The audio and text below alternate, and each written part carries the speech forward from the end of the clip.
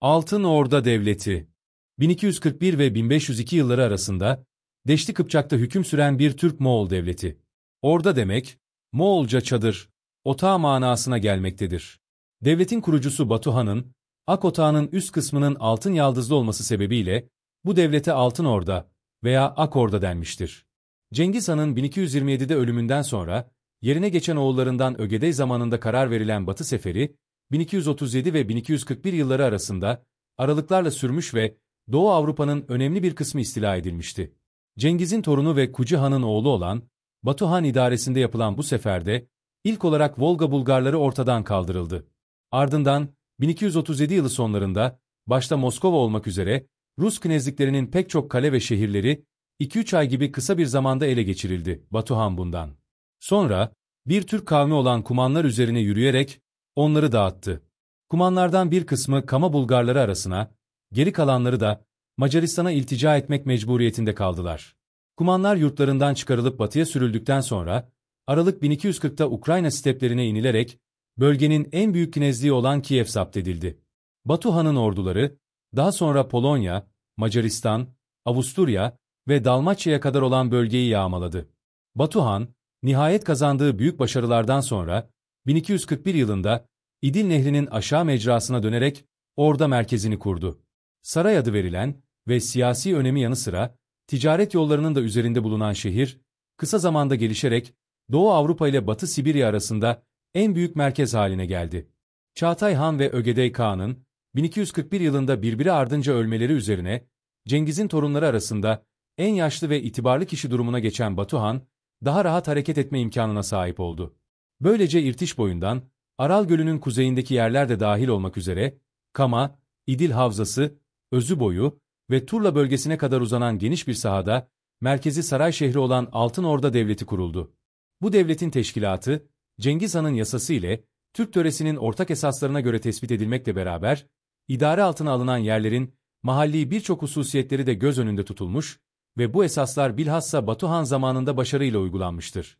Batu Han'ın 1256'da ölümünden sonra, yerine geçen oğulları, Sertak ve Ulakçı'nın da aynı yıl içinde ölmeleri üzerine, Batu Han'ın kardeşi Berke, Han oldu. Daha önce, Müslümanlığı kabul eden, Berke Han'ın en büyük başarısı, Altın Ordu'ya karşı başlayan isyanları, büyümeden kısa zamanda bastırmasıdır. Nitekim hükümdar olur olmaz, bağımsızlığını ilan eden Galicia kralını, tekrar itaat altına almayı başardı.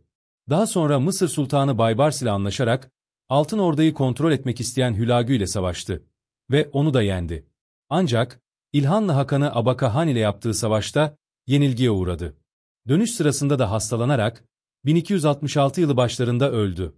Berke'den sonra Altın Orda'nın başına geçen Mengü Timur, takip ettiği ihtiyatlı politika ile devletin bütünlüğünü ve istiklalini bir müddet daha korumayı başardı. Fakat Mengü'nün yerine geçen Tuda Mengü Han zamanında devletin bütünlüğü tehlikeye düştü ve bundan sonraki 25 yıllık süre Altın Orda'nın ilk fetret devri oldu.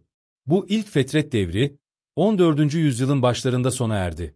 Özbek Han ile Canıbek Han'ın saltanatları döneminde Altın Orda'nın bütünlüğü yeniden sağlandı ve devlet eski kudretli günlerine kavuştu. Fakat Berdibek Han'ın saltanatı yıllarında Altın Orda yeniden bir karışıklık devrine girdi. 1360 ve 1380 yılları arasındaki bu dönemde hükümdarlık makamına 14 han geçtiği halde hiçbiri devleti eski kudretine kavuşturamadı çünkü saltanat için. Bir taraftan beylerin, diğer taraftan da prenslerin birbirleriyle giriştikleri kanlı mücadeleler devletin büyük ölçüde zayıflamasına sebep oldu. Altın Orda'daki bu karışıklıktan faydalanan Litvanya Dukalığı ile Podolya Prensliği hemen istiklallerini ilan ettiler. Ardından Deşti Kıpçak'ın batısındaki Tatar beyleri başkaldırdı ve Litvanya Dukalığı da Özü Nehri'nin doğusuna kadar olan yerleri ele geçirdi. Litvanyalıların bu hareketinden cesaret alan Ruslar ise Dimitri Donskoy önderliğinde isyan ederek 1380'de ilk defa Altın Orda kuvvetlerine karşı başarıyla mücadele ettiler. Altın Orda'nın batısında bu gelişmeler olurken doğuda Çağatay ulusu parçalanıp yıkılmış, yerine Timur Devleti kurulmuştu. Timur, Altın Orda'nın başına yeni geçmiş olan Toktamış Han'ı destekleyerek duruma tamamen hakim olmasını sağladı. Fakat bu iki Müslüman devletin hükümdarları arasındaki dayanışma uzun sürmedi ve Azerbaycan meselesi yüzünden araları açıldı. Timur, Altın Ordu'ya karşı sefere çıkarak Toktamış Han'ı 1391'de Kondurca'da, Nisan 1395'te de Terek'te büyük bir yenilgiye uğrattı. Bu yenilgilerden sonra Altın Orda Hanlığı hızla parçalanmaya başladı. Timur Kutluk, Timur tarafından Altın Orda hükümdarı ilan edildi. Onun 1400'de ölümü üzerine Edige Mirza yönetimi ele geçirerek 1419'a kadar devleti idare etti. Edige Mirza'dan sonra başa geçen Ulu Muhammed Han ise büyük bir lider olmasına rağmen saltanat mücadelesine girmiş olan prensler tarafından tahttan indirildi. Mavera-ün-Nehir. Hakimi Ulu Bey'in yardımı ile Barak Han, Ulu Muhammed'i saray şehrinden sürerek hükümdarlığını ilan etti. Ulu Muhammed, 1427'de Altın Orda tahtını yeniden ele geçirdiyse de, bir müddet sonra Kırım'da hanlığını ilan etmiş olan Hacı Giray'ın yanına sığınmak zorunda kaldı. Altın Orda Hanlığını ele geçiren, Küçük Muhammed Han'ın onu takip ettirmesi üzerine, Ulu Muhammed kuzeye giderek orada Kazan Hanlığını kurdu. Küçük Muhammed Han, böylece tamamen Altın Orda'nın hakimi oldu.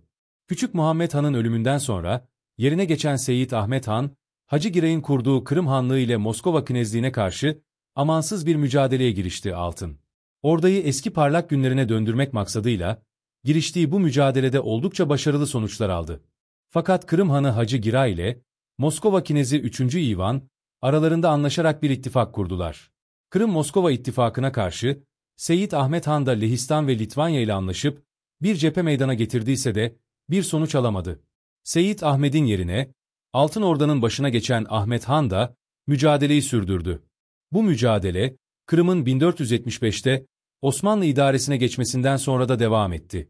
Osmanlı desteğindeki Kırım Hanlığı ile mücadeleden çekinen Ahmet Han, Leh Kralı 4. Kazim ile anlaşarak 1480'de Moskova üzerine yürüdü. Ahmet Han'ın gelişini haber alan Ruslar, Moskova'yı terk ettiler.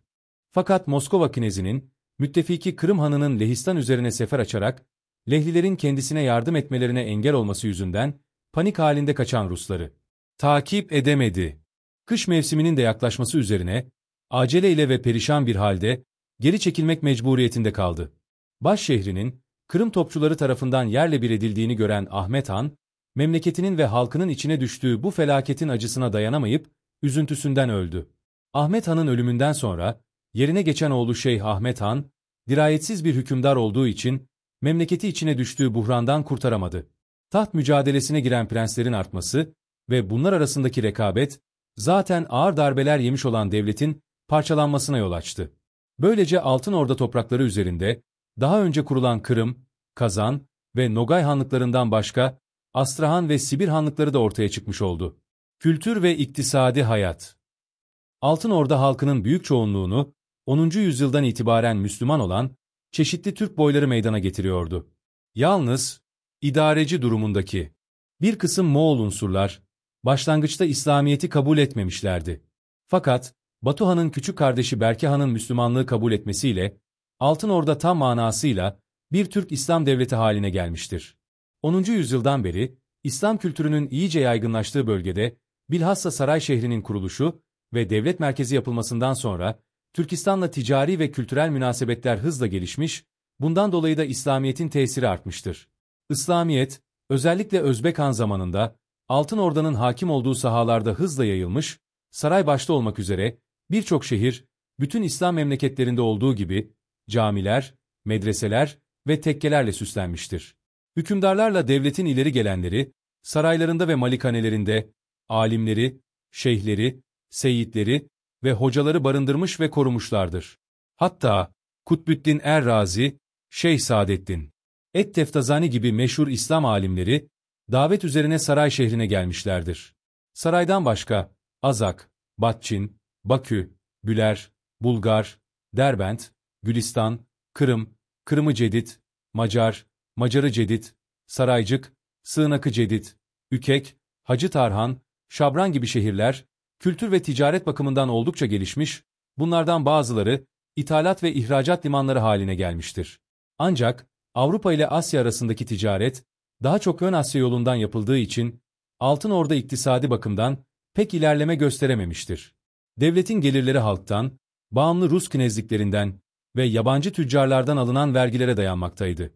Altın Orda'nın idari teşkilatı, eski Türk idare sistemine göre düzenlenmiş, ayrıca Bozkır gelenek ve teşkilatı da devam ettirilmiştir. Bununla beraber, halkın gittikçe toprağa bağlanması, ziraat, ticaret ve sanayinin gelişmesi, devlet idaresinin yerleşik hayatın getirdiği şartlara göre yeniden teşkilatlanmasına yol açmıştır. Altın Orda Hanlığı'nda en önemli devlet organı, ancak önemli hadiseler üzerine toplanan kurultay olup, han bu meclisin başkanıydı.